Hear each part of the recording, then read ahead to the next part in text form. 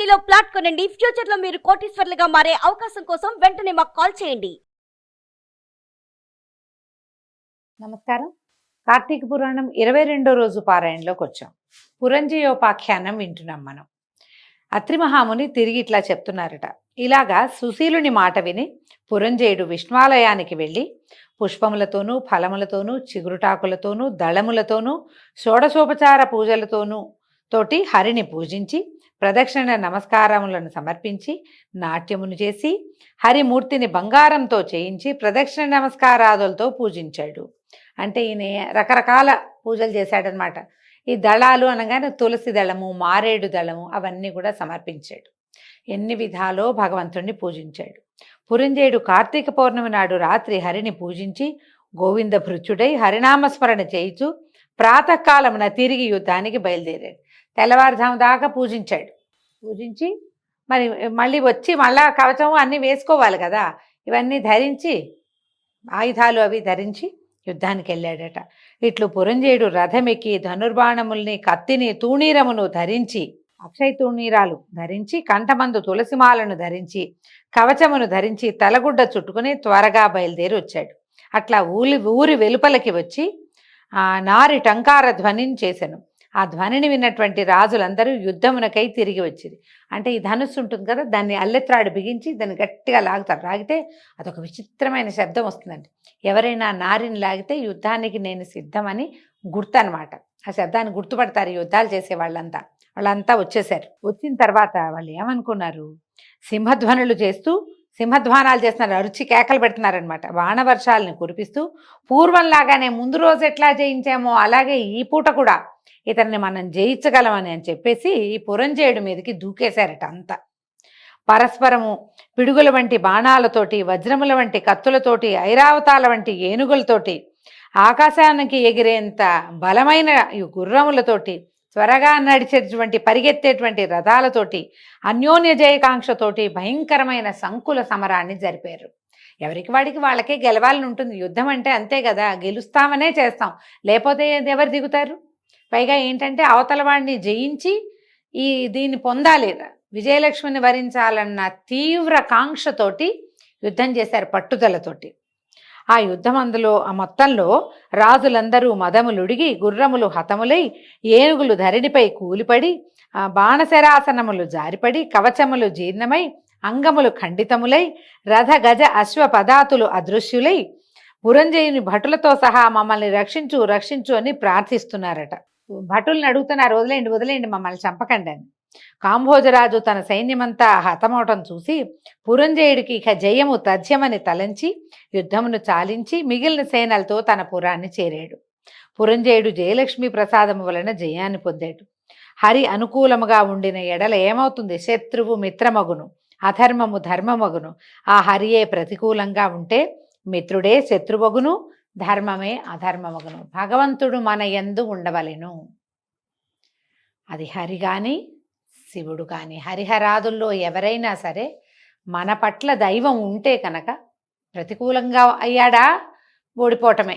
ఎక్కడైనా సరే మనం ఎలాంటి వాళ్ళమైనా భగవంతుడు అనుకూలంగా సానుకూలంగా ఉండి మన యందు దయ కలిగి ఉంటే అన్ని చోట్ల జయిస్తాం మనం. కార్తీక వ్రతాన్ని చేయుచు సమస్త కష్టములను నశింపచేయవాడును, సమస్త ప్రాణులకి రక్షకుడు అయినటువంటి హరిని సేవించిన ఎడల సమస్త దుఃఖములు తొలగిపోవును. విష్ణు భక్తి కుదురుటయే దుర్లభము. అందులోనూ కార్తీక వ్రతమందు ఇచ్చ జనించుట మరీ దుర్లభము. ఇప్పుడు మన కథలో ఈ పురంజయోపాఖ్యానంలో ప్రత్యేకంగా చెప్పబడింది ఏమిటి? పురంజయుడు యుద్ధంలో ఉన్నాడు, అతను పరాజయం పాలయ్యాడు. బోధ కలిగి ఎవరో చెప్పారు అతనికి, నువ్వు హరిని పూజించు, అతన్ని నిన్ను రక్షిస్తాడు భగవంతుడు అని బోధింపబడ్డాడు. మనం సాధారణంగా ఈ బోధలు వింటాం కదా, ఫలానా వాళ్ళ దగ్గరికి వెళ్ళి నీ సమస్య తీరిపోతుంది అని. అలాగే కొత్త దైవాల వెంబడి వెళ్ళిపోతారు. మనకే సొంతానికి బోలెడు ధర్మాలుంటే మన ధర్మాల్లోనే ఉత్కృష్ట ధర్మంగా ఏది చెప్పబడిందో దాన్ని ఆచరిస్తే సరిపోతుంది. ఇతను ఏం చేశాడు, ముందు అహంకారిగా ఉన్నాడు. ప్రధానమైంది ఇతను ఇతర దైవాల నుంచి హరివైపుకి రాలేదు, తనకి తానే దైవంగా భావించాడు. నాకు శక్తిమంతుణ్ణి, నాకు చాలా శక్తి ఉంది, ఈ భుజబలంతో అంటే నా మీద నాకు నమ్మకం ఉంది కాబట్టి నేను ఎవరిని నమ్మక్కర్లేదనుకున్నాడు. కానీ ఒక సమయం దాటినాక నీ మీద ఉన్న నమ్మకం ఓవర్ కాన్ఫిడెన్స్ అవుతుందని, ఇప్పుడు అదేగా చెప్పుకుంటాం మనం, ఓవర్ కాన్ఫిడెన్స్ తోటి ఫెయిల్ అయిపోతూ ఉంటాం మనం ఎప్పుడు. నీ మీద నీకు నమ్మకం ఉండటం ఎంత అవసరమో భగవంతుడి పట్ల నమ్మకం ఉండటం కూడా సమానమైన అవసరము. నిన్ను నువ్వు ఎంత నమ్ముతావో, నేను కానిది ఈ ప్రపంచమంతా నిండి ఉన్నది వేరే ఉన్నదని నమ్మటం కూడా అంత సమానమైన అవసరమని కార్తీక పురాణం చెప్తుంది. నీ శక్తి దాటితే నువ్వు భగవంతుణ్ణి నమ్మాలి. నేను కాదని ఇంకొకరిని పట్టుకోవటం కాదు, ముందు భగవంతుడిని పట్టుకో, భగవంతుడే ఆ ఇంకొకరిని నీకు చూపిస్తాడు. మనం చూడండి గజేంద్రోపాఖ్యానం చూస్తాం.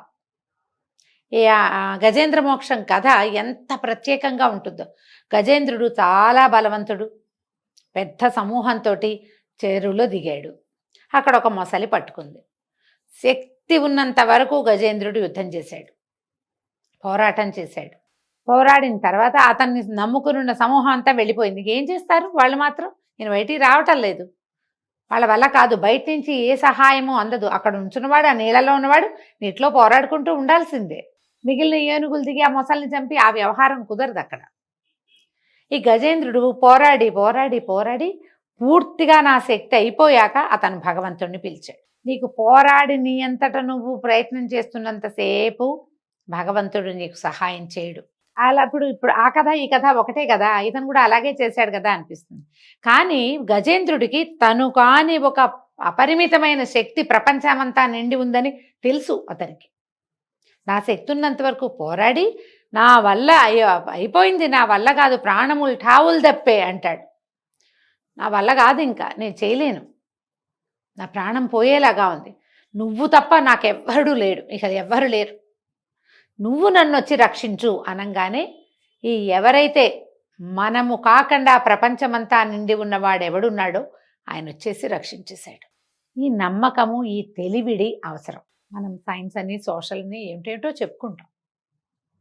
సైన్సు సోషలు జీవాల్ని పుట్టించలేదు, జీవుణ్ణి పుట్టించింది జీవుడు కాదు. తొలి జీవుడు ఎక్కడి నుంచి వచ్చాడు? ఇంత ప్రకృతి ఎక్కడి నుంచి వచ్చింది? ఓ మందార చెట్టు పెట్టుకుని ఎక్కడి నుంచో కొనుక్కొచ్చి మందార మొక్క పెడతాం, అది బలంగా ఉండటానికి ఎరువు వేస్తాం, వర్మి కంపోస్ట్ వేస్తాం, ఏమిటో వేస్తాం. మందార చెట్టుని పుట్టించడం మన వల్ల అయిందా?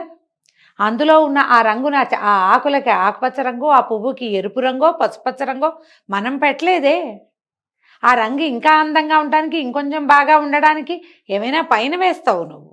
లోపలిది ఎక్కడి నుంచి వచ్చింది? ఆ లోపల ఉన్నది వేరొకటి అనే తెలివిడి ఉండటమే అవసరమైంది. ఆ ఒక్క జ్ఞానం ఉంటే మనని మనం నమ్ముతూ, మన కాన్ఫిడెన్స్ తోటి, మన బలంతో మనం పనిచేస్తూ, బలము చాలలేదన్నప్పుడు మనకంటే బలి అయిన వాడు ఎవడున్నాడో అతనిని ప్రార్థించాలి. అతను నీ ప్రార్థనని అతను ఒప్పుకుంటాడు. ప్రకృతి అంటాం దాన్ని, మన చుట్టూతా ఉన్నది, దాన్ని నమ్మాలి కదా. ఆ నమ్మిన వాళ్ళ కథలే ఇవి. కొంతమందికి తెలియక కూడా ప్రార్థించిన వాళ్ళు కథలు కూడా చూపించారు కదా. మనం అజామిళోపాఖ్యానం విన్నాం. అట్లాగే అతనికి ఏం తెలియదు, భగవంతుడి మీద నమ్మకం లేదు, పూజ లేదు, పునస్కారం లేదు, వేదబాహ్యుడుగా ఉన్నాడు. అయినా కూడా నారాయణ నామస్మరణ వల్ల అతనికి మోక్షం లభించింది.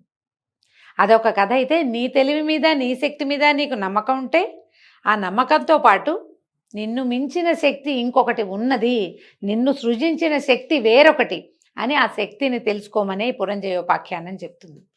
ఇది చూడండి, కలియుగంలో ఒక హరిభక్తులై కార్తీక వ్రత పరాయణులైన వాళ్ళు శుద్ధ వైష్ణవులని తెలుసుకొనవలెను. కార్తీక వ్రతం చేయిచు హరిభక్తి కలిగిన శూద్రులు వైష్ణవోత్తములు అనబడుదురు. ఇలా ప్రత్యేక వాక్యాలు రాస్తారండి. దీని మీదకి వెళ్ళొద్దు, మనం పురాణంగా విందాం అంతే. బ్రాహ్మణులై వేదం చదివినను హరిభక్తి లేని వారు బ్రాహ్మణులు కానట్టే. వేదాభ్యాసం చేసి హరిభక్తి కలిగి కార్తీక వ్రతపరాయణుడైన వాడు వైష్ణవోత్తముడు, వాని యందు హరి నివసించును. ఏ జాతివాడైనా దుస్తర సంసార తరణేచ్ఛ కలిగినేని హరిభక్తిని తెలుసుకొనవలెను. అట్లయినచో వానిని విష్ణుమూర్తి అప్పుడే తరింపజేయును. ఓ అగస్త్య మునీంద్ర, హరిభక్తి పరాక్రమాన్ని ఏ విధంగా వారిని ఒట్టి పరాక్రమం కత్తులు కటార్లు తిప్పేది కాదు, హరిభక్తి పరాక్రమం గురించే చెప్పలేం మనం, అది చాలా పెద్దది. పరాశరాదులు, వశిష్ఠాదులు, అంబరీషాదులు, సగరాదులు కూడా హరిని ఆశ్రయించి పరమపదాన్ని పొందారు. హరిభక్తి యందు నిత్యవ్రతము కలవాడై తాను స్వతంత్రుడైనను అన్యతంత్రుడైనను హరిపూజాసక్తుడు కావలెను. హరిభక్తి ప్రియుడు, హరి భక్తి ప్రియుడు, భక్తులు హరికి ప్రియులు. హరి తన భక్తులకు ఐహికాముష్మికములను ఇచ్చి కాపాడును. ఐహికము ఆముష్మికము ఇక్కడ ఇహలోకంలో ఇక్కడ సుఖాన్ని ఇస్తాడు, పరలోక ముక్తిని సుఖాన్ని కూడా ఇవ్వగలుగుతాడు. భగవంతుడు సమస్త చరాచరములకు ప్రభు అయినటువంటి హరి ప్రపంచమంతా నిండి ఉంటాడు. అట్టి హరి యందు భక్తి కలవానికి కార్తీక వ్రతము సులభమని తెలుసుకొనవలెను. కార్తీక వ్రతంతో సమానమైన వ్రతము, హరితో సమానమైన దైవము, సూర్యునితో సమానమైన తేజోవంతుడు, రావి చెట్టుతో సమానమైన చెట్టు లేవు. కాబట్టి కార్తీక వ్రతము ఇష్టార్థాలను ఇస్తుంది. సర్వ ఉత్తమోత్తమం అన్నమాట, అన్నిటికంటే ఉత్తమమైనది.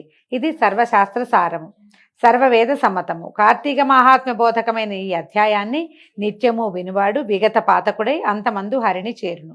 ఈ అధ్యాయాన్ని అంటే ఇది ఒక్కటే కాదండి, పురంజయోపాఖ్యానం మొత్తాన్ని శ్రార్థకాలమందు పఠించిన ఎడల పితరులకు కల్పాంతం వరకు తృప్తి కలుగుతుంది. దీంతో 22వ అధ్యాయం పూర్తయిందండి. రేపు ఉదయం 23వ అధ్యాయంలో మళ్ళీ కలుసుకుందాము. నమస్కారం.